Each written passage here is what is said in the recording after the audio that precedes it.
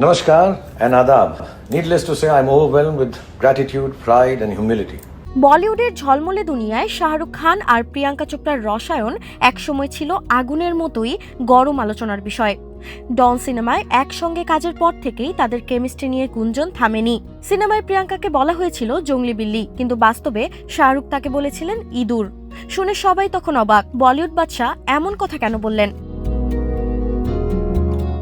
সবকিছু শুরু জনপ্রিয় টক শো কফি উইথ কর্নে। প্রিয়াঙ্কাকে প্রশ্ন করা হয়েছিল শাহরুখের কোন বিষয়টা সবচেয়ে বেশি আকর্ষণীয় মনে হয়।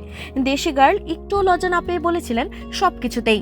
ও আমার সবচেয়ে প্রিয় মানুষদের একজন, ওর চোখের দৃষ্টি, আত্মবিশ্বাস সবকিছুতেই আমি মুগ্ধ। তারপরে শাহরুখ খান হেসে বলেছিলেন বাস্তবে প্রিয়াঙ্কা কিন্তু জঙ্গলি বিল্লি না, বরং ইঁদুরের মতো শান্ত।